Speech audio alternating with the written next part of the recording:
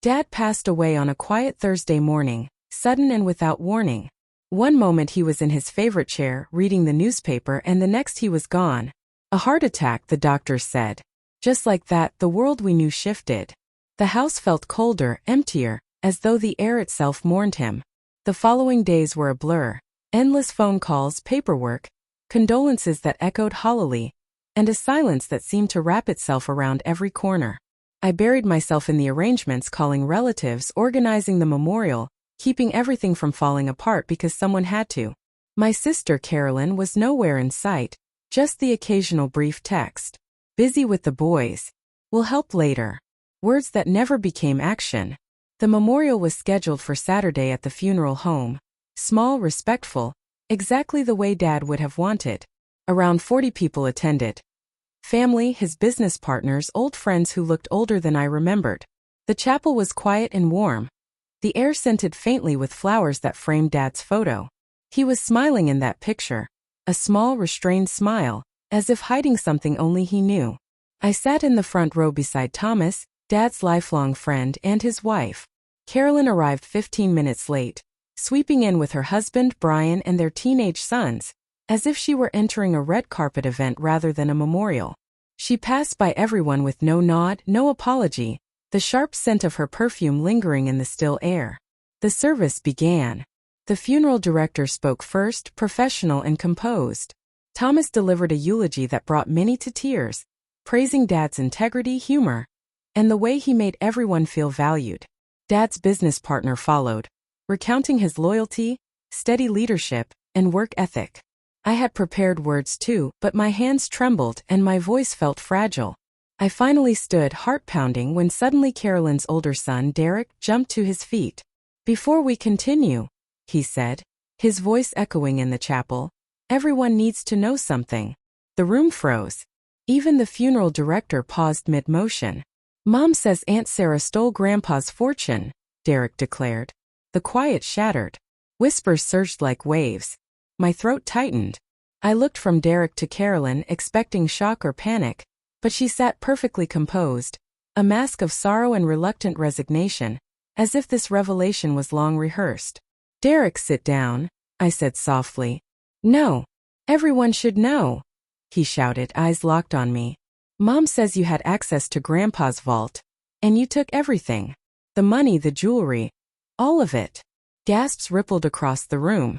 Thomas started to rise, his face darkening. "This is completely inappropriate," he muttered. Then the chapel doors opened. 2 uniformed police officers stepped in, and the room froze again. A collective intake of breath, eyes darting between them and me. Carolyn clutched a tissue, almost theatrically. "Officers," she said, her voice tight. "Thank you for coming. I know the timing is unusual, but I had no choice. My father passed, and his estate, his vault has been emptied. And it's his daughter, Sarah, who took it." The older officer, a woman with her gray hair pulled into a tight bun, frowned. "Ma'am, we're here because you filed a theft report." "Perhaps this isn't the best," the younger officer started. "I want everyone to see this," Carolyn interrupted. "Everyone deserves to know. Dad trusted her with the key, and she betrayed him."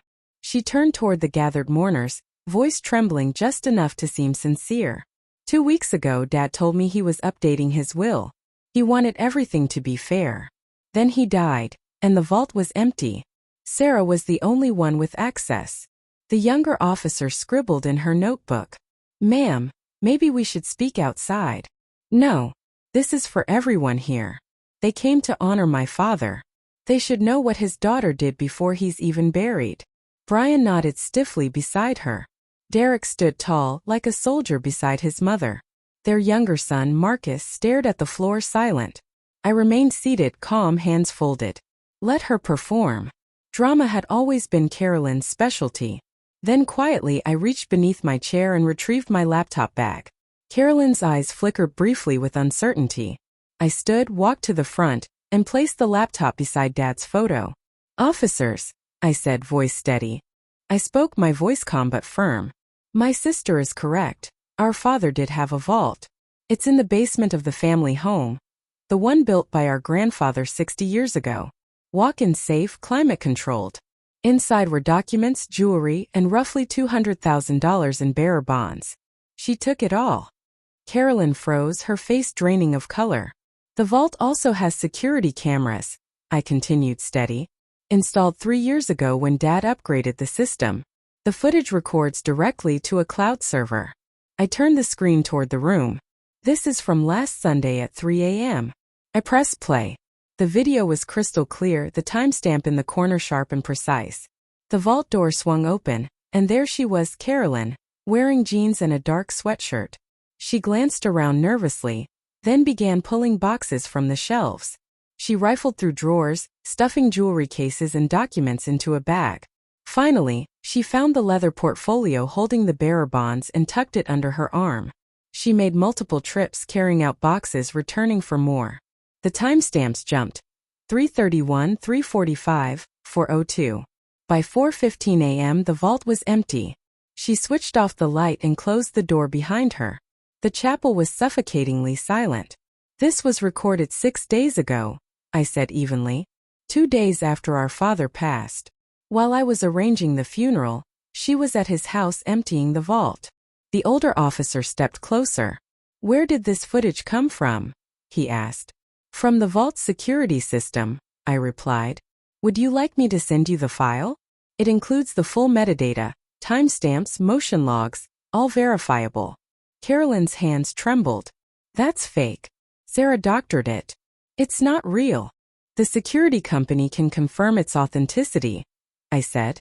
It's stored on their servers unaltered. I accessed it only yesterday after discovering the vault was empty. Thomas lifted his phone. I can vouch for that system. I helped Alan install it 3 years ago. Same company my firm uses. Once uploaded, the footage can't be edited. The older officer looked at Carolyn. Ma'am, is that you in the video? No. She's framing me. She spat. The younger officer scribbled notes. If we contact the company, what will they tell us? Silence. I said quietly. They'll verify the footage. The motion logs record every second that night. Her voice cracked. You don't understand. Dad was going to change his will. He was going to give you everything. It wasn't fair. I took care of him for years while you lived your life. I deserved that money. Thomas's fury was palpable. So you broke in and stole it while your father's body was barely cold? I earned it, she shouted, shaking. All those visits, errands, years of being the good daughter while she did nothing. I earned it. You earned it by stealing it at 3 a.m. while I was picking flowers for Dad's memorial, I said softly. The older officer stepped forward. Ma'am, you need to come with us. We have to discuss this theft. I'm not going anywhere, she snapped. This is my father's funeral. You're turning it into a spectacle. The officer's tone hardened. Ma'am, you called us here. You made this a legal matter. We have to act. Her eyes darted wildly. First to Brian, frozen in shock, then to Derek, who no longer looked confident, and finally to the mourners, horrified. Her gaze locked on me. This is your fault, she hissed, trembling. You've always been his favorite. You've always gotten everything. I just wanted what was fair. By stealing it, and calling the police at your father's memorial, you made everyone believe I did it first. I had to. You would have noticed the vault was empty eventually. I had to get ahead of it. So you used your son at Dad's funeral? I asked quietly. Had Eric stand up and accuse me in front of everyone here? The funeral director's eyes welled with tears. Not grief this time, but anger. You need to leave. All of you. This service is over. No, Thomas said, standing. Caroline must leave with the officers. The rest of us are here to honor Alan. That continues. The younger officer took Carolyn's arm. Ma'am, please come outside. I'm not leaving my father's memorial, she shouted. You destroyed it the moment you decided to use it as a stage for your performance, I said. Brian gathered the boys and followed the officers and Carolyn out. Derek looked back at me, his face stricken, realizing he'd been used just like everyone else in that chapel. After they left, the funeral director turned to me. Would you like to postpone? Continue another day? No, I said, eyes on Dad's photo. He deserves to be remembered properly. Not for this. Thomas nodded. Then let's continue. The service resumed and I delivered my eulogy. Others shared their memories of Dad, voices soft and hesitant, as if trying not to break the fragile silence that hung over us. We tried to reclaim the space that Caroline had shattered with her accusation, the spectacle she had staged. But the damage lingered. Even as we spoke of Dad, the weight of what had happened pressed on everyone's minds, the claim, the police, the video. In one sense, Caroline had achieved her goal. She had made herself the center of attention, just not in the way she had imagined. After the service, people approached me quietly, murmuring apologies, expressing shock, asking if I was all right. Thomas stayed until the room emptied, making sure no one else remained. Alan admitted he had been concerned about Caroline. She'd been pestering him about money, urging him to change his will to make her the primary beneficiary. And he hadn't mentioned any of it to me. He hadn't wanted to put me in the middle. But he was making changes, ensuring everything would be divided fairly, with safeguards in place. I realized then what had likely happened. Caroline had learned about these changes after Dad passed suddenly. She saw her chance and emptied the vault before the will could be read. She orchestrated the whole drama, preemptively accusing me so that suspicion would never fall on her. She had called the police to her own father's memorial. Her sense of entitlement, her desperation, they left no room for reason.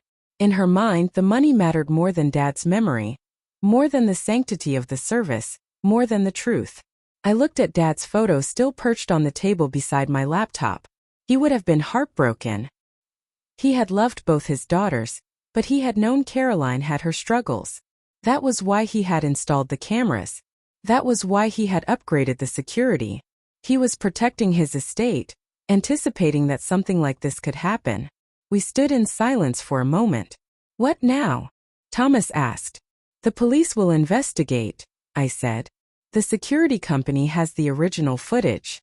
Caroline will likely face charges, grand theft, possibly fraud for making false accusations. The bearer bonds alone total $200,000. That's serious felony-level crime. And everything else, documents, jewelry, will probably be recovered once the police get a warrant to search her home." Thomas rested a hand on my shoulder. "I'm sorry, Sarah. Sorry you had to deal with this, especially today. Sorry your sister is who she is." "Me too," I whispered. I closed my laptop and packed it away. The video Dad's foresight captured every detail had saved me. Stored securely in the cloud, the footage recorded every moment of Caroline's theft. The cameras had anticipated her. Not the exact specifics perhaps, but the possibility. And there it was, the evidence time-stamped, authenticated, undeniable. Stepping out into the gray afternoon, I saw 2 police cars still parked outside the funeral home. Through the window, Caroline was visible, talking quickly, waving her arms, trying to spin the story her way. But the truth had already been told. The vault footage had exposed her crime. She had stolen Dad's fortune in the early hours, then used her own son and a dramatic police call at the memorial to frame me. And she had failed. Later, I drove to Dad's house, the one Caroline had broken into just days ago. Mikey came with me. We descended to the basement, standing before the vault. Empty shelves stared back, a stark reminder. 60 years of family history, documents, heirlooms, treasures, all taken by my sister. I glanced at the security camera in the corner. The little red light blinked steadily, recording. "Thank you, Dad," I said softly to the empty room. "For preparing, for protecting, for knowing that something like this might happen." The camera continued its silent vigil, capturing everything just as it had that Sunday at 3 a.m., and would continue until the police recovered what was taken. Justice moves slowly, but it moves. Caroline had ensured everyone saw her crime, but she hadn't realized that the evidence would prove her guilt instead of mine. The vault would eventually be replenished, treasures restored after the investigation concluded. But Dad's memorial, that final ceremony, that collective moment of grief and remembrance, it was gone. Caroline had stolen that too. And unlike the bonds and jewels, that theft could never be returned.